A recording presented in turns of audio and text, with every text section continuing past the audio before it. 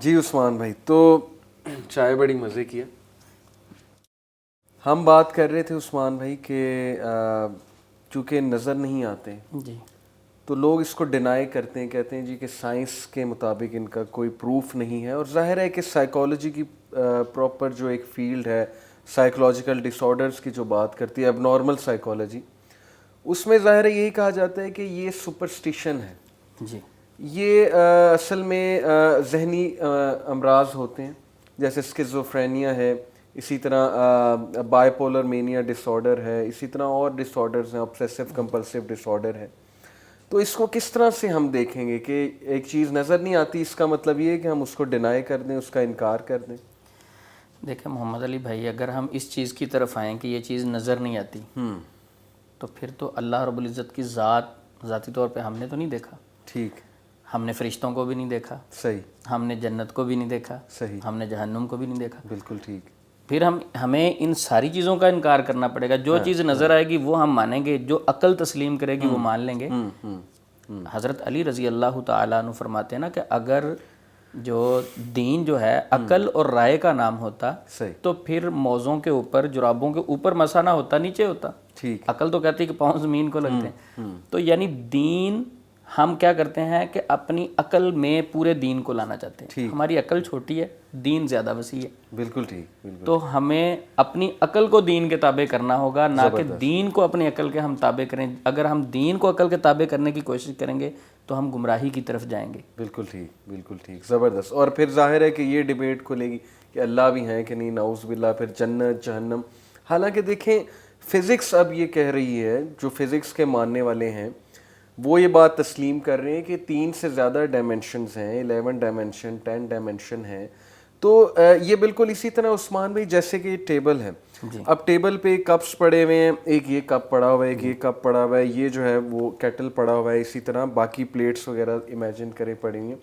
اب ہم لوگ صرف اس کپ کے اندر، جی ہم وہ دوسرے کپ پہ نظر رکھے ہوئے نہیں ہیں، جبکہ جو اوپر سے دیکھ رہا ہے وہ ہر چیز کو دیکھ رہا ہے. جی وہ اس کپ کو بھی دیکھ رہا ہے، وہ اس کو بھی دیکھ رہا ہے. تو اللہ سبحانہ وتعالیٰ جب ہمیں بتا رہے ہیں اپنی تخلیق کے بارے میں تو بالکل اسی طرح ہم امیجن کریں کہ اللہ تعالیٰ ہر ایک کو دیکھ رہے ہیں، بے شک، اوپر سے دیکھ رہے بے ہیں. شک. ہماری نظر جو ہے وہ بس اس حد تک ہے، لمیٹڈ ہے کہ اس کپ کے اندر ہے. جی بے شک، ہم باؤنڈ ہیں اسپیس ٹائم اور میٹر کے ساتھ. اسی طرح. تو یہ بات بڑی واضح ہو جاتی ہے کہ ظاہر ہے کہ جب اس طرح ہیں تو جنات بھی کسی اور ڈائمینشن میں ہو سکتے ہیں، یا چلو جنات بس غیب میں ہیں، اللہ کے نبی نے بتایا، اللہ سبحانہ تعالیٰ نے بتایا، ہمارا اس پر ایمان ہے. تو بڑی انٹرسٹنگ آپ بات بتا رہے تھے ان کی جو 3 ٹائپس ہیں. اچھا، اس کے علاوہ بھی کوئی ٹائپ ہے؟ جیسے قرآن میں نے پڑھا ہے کہ قرین کا ذکر بھی آیا، جی بالکل. پھر عفریت کا ذکر بھی آیا ہے کہ سلیمان علیہ السلام کے دربار میں جو عفریت تھا اس نے کہا کہ میں جاؤں گا، یہ تخت لے کر آؤں گا ملکہ سبا کا. تو ان کی اور سب ٹائپس کیا ہیں؟ یہ تو 3 مین ٹائپس ہو گئیں، سب ٹائپس کیا ہیں؟ اصل میں ان کی کافی ساری اقسام جو مشہور ہیں، بہت سارے لوگ بیان کرتے ہیں.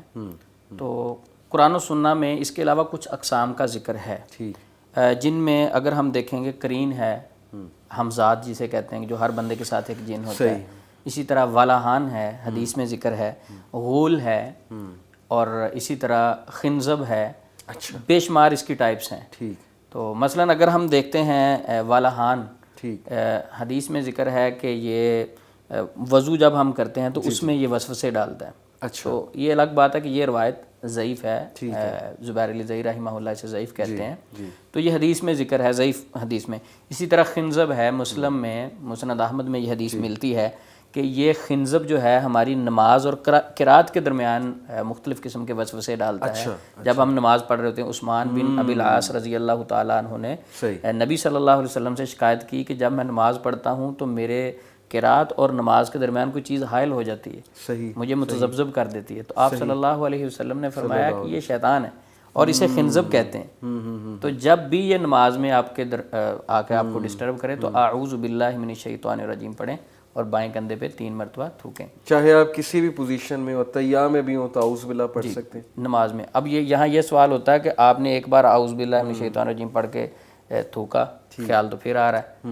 اب کیا ہم نماز میں یہی کام کرتے رہیں؟ تو بالکل، اگر شیطان ایک بار آپ کو ڈسٹرب کرتا ہے، نماز میں خیالات ڈالتا ہے، تو آپ دوسری مرتبہ کریں, تیسری مرتبہ کریں, وہ خود انشاءاللہ ذلیل ہو کے بھاگ جائے گا. اور ویسے تو عثمان بھائی جنات بھی یہ کرتے ہیں, جیسے خنزب کا آپ نے نام بتایا, ویسے انسان بھی تو بہت کچھ سوچتا ہے خود سے. جی, جیسے اس کا کوئی پینڈنگ ٹاسک ہو وہ سوچ رہا ہوتا ہے, یا خود سے کوئی اسے سوچیں آ رہی ہوں, تو اپنی سوچیں بھی ہوتی ہیں, نیگیٹو سوچیں اپنی. جی بالکل, یہ ساری چیزیں انسان کے سب کانشیس میں بھی دنیا کو اپنے اوپر مسلط کیا ہوتا ہے. تو اب یہ دیکھا جائے گا کہ نماز سے اللہ سے زیادہ محبت ہے یا دنیا سے. اگر دنیا کی چیزوں سے زیادہ محبت ہوگی تو وہ چیزیں خیال میں آئیں گی. کوئی امام صاحب تھے, وہ سنار تھے, تو وہ اپنا ہتھوڑا جو تھا, جو کام کرنے والا, دوبارہ نہیں مارتے تھے جب اللہ اکبر ہو جائے. وہ کہتے یہ حرام ہوگا. جب اللہ کا نام سنا, کام کلوز. تو یہ وہ لوگ تھے جنہوں نے دنیا کو اپنے اوپر سوار نہیں کیا تھا. جب ہمارے ذہنوں پہ دنیا سوار ہوتی ہے, جس چیز کو ہم ذہن پہ سوار کریں گے اسی کی زیادہ ترجیح ہوتی ہے اور اسی کے زیادہ خیالات آتے ہیں. ٹھیک ہے, چلیں خنزب ہو گیا, اور آپ نے بتایا پہلا کون سا؟ یہ غول بھی ہے, عفریت ہے, غول ہے. اب غول کے بارے میں مسلم شریف میں یہ حدیث ہے, نبی صلی اللہ علیہ وسلم نے فرمایا لا غولا, یعنی غول کی کوئی حقیقت نہیں. اب کچھ لوگ سمجھتے ہیں کہ یہاں سے جنات کا انکار کرنے والے وہ کہتے ہیں کہ غول کی کوئی حقیقت نہیں ہے. نبی صلی اللہ علیہ وسلم نے فرمایا وہاں یہ مطلب نہیں ہے کہ جنات ہی نہیں ہیں. ٹھیک ہے, باقی روایات کو بھی دیکھا جاتا ہے. اس میں مفسرین جو لکھتے ہیں یا جو تفسیر کرنے والے ہیں, احادیث کو واضح کرنے والے ہیں, وہ لکھتے ہیں کہ غول سے مراد وہ جنات تھے جن کے بارے میں عرب کا ایک خاص نظریہ تھا. اچھا, اہل عرب سمجھتے تھے کہ جب ہم سفر کر رہے ہوتے ہیں کہ رستے کے اندر ہمیں کچھ خاص قسم کی چڑیلیں نظر آتی ہیں, وہ اپنی رنگ کو چینج کرتی ہیں اور مسافر کو بھٹکا کر اسے دنیا سے ختم کر دیتی ہیں, قتل کر دیتی ہیں. تو یہ ایک ان کا نظریہ تھا, خوف و ہراس تھا, لوگ ڈرتے ہوئے سفر میں جاتے نہیں تھے کہیں غول نہ آ جائے. تو آپ صلی اللہ علیہ وسلم نے اس برے عقیدے کی نفی کی کہ لا غولا. اور پھر وہ مدد بھی مانگتے ہوں گے اس سے, جن سے, شیطان سے, کہ ہمیں نہ مارو, پناہ مانگتے ہوں گے شاید کہیں پہ انٹر ہوتے, کیونکہ میں نے سورہ جن کی تفسیر میں ایسا کچھ پڑھا ہے کہ وہ کسی صحرا میں انٹر ہونے سے پہلے عربی جو تھے اس زمانے کے, وہ مدد مانگا کرتے, اس کی پناہ میں آنا چاہتے تھے. تو میرے خیال اس عقیدے کا انکار ہے کہ یہ کفر و شرک کا عقیدہ. ٹھیک ہو گیا. تو عثمان بھائی یہ الغول کے بارے میں نے یہ سنا ہے کہ قبرستان میں کچھ لوگوں نے اسے دیکھا ایک خاص شکل میں ہڈی کھاتے ہوئے. تو ان کی خوراک ہڈی اور گوبر شاید حدیث میں آتا ہے غالباً, اس کو بھی کنفرم کر دیں. جی, حدیث میں ان کی خوراک کے بارے میں آتا ہے, ہڈی ہے, گوبر ہے, یہ ان کی خوراک ہے, کیونکہ نبی صلی اللہ علیہ وسلم نے ان چیزوں سے استنجا کرنے سے بھی منع فرمایا. لیکن یہ جو قبرستان میں ہڈی کھاتے ہوئے کسی نے دیکھا, ایسی کوئی روایت میرے علم میں نہیں ہے. یہ کہانیاں مشہور ہیں, ظاہر حدیث میں تو نہیں ہے, لیکن یہ جیسے عریبین نائٹس ایک کہانی, ہارون الرشید کے دور میں نا عریبین نائٹس کے نام سے کچھ ناولز, افسانہ نگاری ہوئی تھی, اس میں بڑی اس طرح کے قصے کہانیاں یا اس طرح کی ایک خاص شکل دکھائی گئی کہ یہ قبرستان میں پایا جاتا ہے اور یہ ہڈیاں کھاتا ہے. اس میں کیا یہ ایک خیالی تبصرہ ہے, خیالی پلاؤ کہہ لیں. اچھا, مختلف لوگ, وہی بات میں اکثر کہتا ہوتا ہوں کہ ہوائی چیزیں, ہوائی باتیں, تو ہوائی باتیں بہت زیادہ معاشرے میں پھیلی ہوئی ہیں. غیلان کا ذکر آتا ہے حدیث میں, لیکن وہ بھی ضعیف ہے. غیلان, فبادر الاذان, جب آپ یہ جنات دیکھیں تو فوری اذان دیں. ہاں, یہ ایک الگ روایت ہے کہ اذان دینے سے جنات بھاگتے ہیں, وہ صحیح روایت ہے, لیکن غیلان والی جو حدیث ہے اس کی صحت میں ہے. اچھا, تو باقی یہ ان کا نظر آنا, ہمارے اوپر ڈسٹرب کرنا, یا یہ غول ہے, یہ جنات قبرستان میں ہوتے ہیں, ہڈیاں کھاتے ہیں, خوف زدہ ہونا, یہ سارے ہم نے اپنے نظریے بنائے ہوئے ہیں. انا عند ظنی عبدی بھی, اللہ فرماتا ہے کہ میں انسان کے گمان کے مطابق ہوں, جیسا سوچتا میں ویسے کرتا ہوں. اگر ہم ادھر بیٹھے فیل کریں کہ وہ غیلان اس وقت موجود ہیں تو ہمیں پراپر ان کی آہٹ محسوس ہوگی. ظاہر. تو اللہ کہتے ہیں کہ میں انسان کے گمان کے مطابق, پھر انسان ویسا فیل کرتا ہے. ٹھیک ہے. اچھا, تو اس کے علاوہ آپ بتا رہے تھے عفریت کا بتا رہے تھے. جی, عفریت کا بالکل قرآن پاک میں ذکر ہے.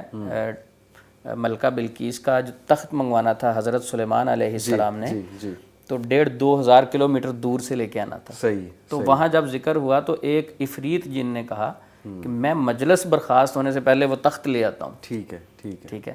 تو اب وہ اپنی طاقت شو کر رہا تھا. بلکہ اس میں ساتھ اس نے کہا میں امین بھی ہوں. سلیمان علیہ السلام کے جو وزیر تھے, ان کا نام آصف برخیہ ہے, تفسیروں میں نام لکھا ہوا ہے. ٹھیک ہے. تو ادھر انہوں نے بیٹھے کہا کہ یہ مجلس برخاست ہونے کی بات کر رہے ہیں, یعنی میں اس تخت کو آنکھ جھپکنے سے پہلے لا سکتا ہوں. ٹھیک ہے. تو میرے علم کے مطابق یہاں مجھے جو محسوس ہوتا ہے کہ انسان کے پاس زیادہ طاقت ہے. صحیح. اچھا, اب وہ کیسے لے کے آتے, ان کے پاس مفسرین لکھتے ہیں کہ اللہ رب العزت کے کچھ ناموں کا علم تھا. اچھا, اسم اعظم کا ذکر تھا, تو اسم اعظم کے ذریعے سے وہ لے کے آئے. ٹھیک ہے. تو اس میں لیکن ان چیزوں کو تفسیروں میں پڑھا ہے. قرآن میں تو شاید کتاب کا ذکر ہے کہ ان کو کسی کتاب یعنی کتاب کا علم تھا. جی. تو یہ مختلف تفسیروں میں لکھا ہوا ہے. باقی ہمارا بلیو یہ ہے کہ انسان کے پاس زیادہ طاقت, اصل طاقت علم میں ہے. اچھا. اگر طاقت کی بات کریں ہم, ٹھیک ہے. تو پانی کا گلاس ہے میرے پاس, ٹھیک ہے, اس کو میں پینے سے پہلے بسم اللہ الرحمن الرحیم پڑھتا ہوں. ٹھیک ہے. ساری کائنات کے جنات کی جتنی اقسام ہیں ساری جمع ہو جائیں, میں پانی پینے سے پہلے بسم اللہ پڑھوں تو بڑا ابلیس بھی اس پانی میں شامل نہیں ہو سکتا پینے میں. کیا بات ہے. کیا طاقت ہے جنات کی. پھر دیکھیں چھوٹے موٹے غول, عفریت, فلاں, ان کی کیا طاقت ہے. ہم یہ کہتے ہیں کہ پانی پیتے وقت ساری کائنات کے جنات چھوڑ کے ان کا جو بڑے سردار صاحب ہیں, ابلیس ہیں, وہ آ جائیں, وہ پانی میں شریک نہیں ہو سکتے. صرف بسم اللہ سے اتنی تو ان کی اوقات ہے. تو پھر کیوں اتنا ڈرتے ہیں ہم بھی؟ مطلب ہارر مووی کبھی دیکھیں تو اس کے بعد 3-3 4 دن انسان کو ڈر لگا رہتا ہے, کیونکہ ایک تو خوفناک شکلیں, وہ فطری بات ہے, خوفناک شکل دیکھ کے انسان ڈر جاتا ہے. اور پھر ان سے اتنا ڈرنا کہ اذکار کرنے کے باوجود بھی انسان پہ ان کا ڈر سوار رہنا, اور یہ امیجن کرنا کہ کہیں یہ مجھے کوئی نقصان نہ پہنچا دیں, اس کی کیا وجہ ہے؟ اللہ رب العزت قرآن پاک میں فرماتے ہیں وَأَنَّهُ كَانَ رِجَالٌ مِّنَ الْإِنسِ يَعُوذُونَ بِرِجَالٍ مِّنَ الْجِنِّ فَزَادُوهُمْ رَهَقًا. اس آیت کی تفسیر مفہوم یہ ہے کہ جب ہم ان سے ڈرتے ہیں یہ ہمارے اوپر مسلط ہو جاتے ہیں, سرکشی میں بڑھ جاتے ہیں. اچھا. تو یہ جو خوف ہے بیسیکلی ان کو طاقت بخشتا ہے. اچھا. ٹھیک ہے. یہ جو اہل عرب تھے جنگلوں میں جانے سے پہلے ان کی پناہ مانگتے کہ آپ کے سردار کی پناہ میں آتا ہوں, اس سے پہلے یہ ہم سے ڈرتے تھے. صحیح. مثلا ہمارے گھر میں کوئی پرندہ بیٹھا ہو تو ہم تھوڑا سا اس کی طرف دیکھیں تو بھاگتا ہے, اڑ جاتا ہے, فوری ڈرتا ہے. ٹھیک. باقی جانور ہم سے ڈرتے ہیں, یہ بھی اللہ کی مخلوق ہے, یہ بھی ہم سے ڈرتے ہیں. ٹھیک. تو جب ان کو پتہ چل جائے کہ یہ بندہ ذہنی طور پہ کمزور ہے, اندر سے خوف زدہ, اب آپ کہیں گے کہ اندر سے اس کو کیسے پتہ چل جائے گا؟ تو اس کا ایک ساتھی ہمارے ساتھ قرین ہوتا ہے, اس سے وہ خبر لے لیتا ہے کہ اندر کی کیا کیفیت ہے. ٹھیک ہے. عام روزمرہ زندگی میں جو ہم باتیں کرتے ہیں وہ سنتا ہے کہ اندر سے ڈرتا ہے یا نہیں. اس ڈر کے حوالے سے میرے ذہن میں ایک بات آئی کہ وہ قبرستان میں کچھ دوستوں نے شرط لگائی کہ ہم آپ کو یہ چیز دیں گے, آپ نا قبرستان میں جا کے آپ نے یہ لکڑ کی کوئی چیز ہے یہ گاڑ کے آنی ہے آپ. تو اس نے کہا میں تو نہیں ڈرتا, اندر سے وہ ڈرتا تھا. جب اس نے جا کے گاڑی, یہ کسی دوست نے واقعہ سنا ہے, جب اس نے گاڑی, اس کی قمیض اس کے نیچے آ گئی کیونکہ اندر خوف تھا. اچھا, جب گاڑنے کے بعد اٹھنے لگا تو قمیض اس کے نیچے آ گئی. اس نے سمجھا پتہ نہیں کوئی جین ہے نیچے یا مردے نے پکڑ کے مجھے کھینچ لیا. صحیح. تو اس خوف سے ہی اس کی ڈیتھ ہو گئی. تو یہ جو خوف ہوتا ہے اس کی وجہ سے بھی انسان کی ڈیتھ ہو سکتی ہے. جو اب کرونا کی حالت میں ہم کہتے ہیں نا پینک نہیں ہونا, صحیح. تو ہم جنات سے پینک ہوتے ہیں. میرے ایک دوست تھے, میں اس کے گھر میں گیا تو وہ کہتا میں جنات شنات کو نہیں مانتا. تو کافی اچھی دوستی تھی. میں نے اس سے کہا کہ ٹھیک ہے آپ نہیں مانتے کوئی بات نہیں. ویسے میں نے اس کے قریب ہو کے کہا آپس کی بات ہے, آپ کے کمرے میں جنات ہیں. اچھا تھے تو نہیں, میں نے اس کو تھوڑا سا چیک کرنے کے لیے کہ اگر یہ جنات کو نہیں مانتا تو اس کی کیفیت دیکھتے ہیں. تو چند دن کے بعد جب میں اس کے پاس گیا تو میں نے وہ واقعہ ذکر کرنا تھا, میں نے ویسے آپ کو مذاق سے کہا تھا ایسا. میں نے کہا سنائیں آپ, اس دن میں نے کہا تھا تو کوئی حرکت وغیرہ تو نہیں فیل کی؟ کہتا عثمان بھائی سچی بات یہ ہے کہ اس دن سے میں اس کمرے میں نہیں گیا.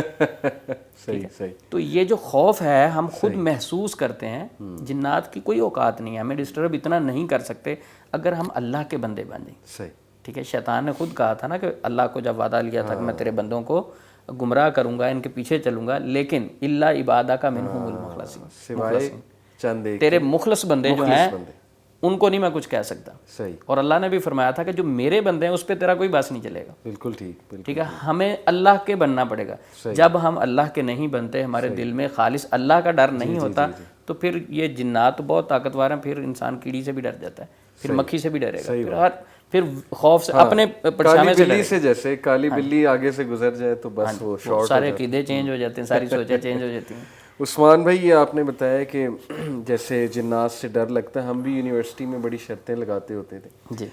دوستوں کہتے ہوتے تھے کہ فلانی پہاڑی پر جا کے دکھاؤ, اور ہمارے وہاں پہ GI سے میں پڑھا ہوں, پہاڑی علاقہ تھا, وہاں پہ ایک ٹوم ٹائپ سٹرکچر تھا, بڑا وہ خوفناک قسم کا لگتا تھا. تو ہم شرطیں لگایا کرتے تھے کہ رات کو اس ٹائم وہاں کون جائے گا.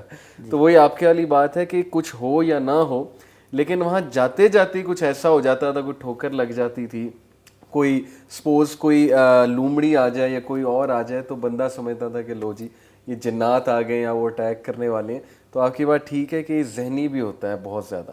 تو عثمان بھائی ابھی آپ نے عفریت کا بھی ذکر کیا, اس حوالے سے میرے پاس بڑی زبردست انفارمیشن ہے, وہ بھی میں آپ سے ڈسکس کرنا چاہوں گا. اور پھر قرین کا بھی آپ نے ذکر کیا, اس میں بھی ڈیٹیل ڈسکشن ہونے والی ہے. لیکن میرا خیال ایک بار ہم پھر سے چائے کا جو ہے وہ سیشن کرتے ہیں اور پھر انشاءاللہ اس پہ واپس آتے ہیں. میں آپ سے دوبارہ ڈسکس کروں گا. جزاک اللہ خیر. تو لیٹس ہیو ٹی اور انشاءاللہ ہم واپس آتے ہیں.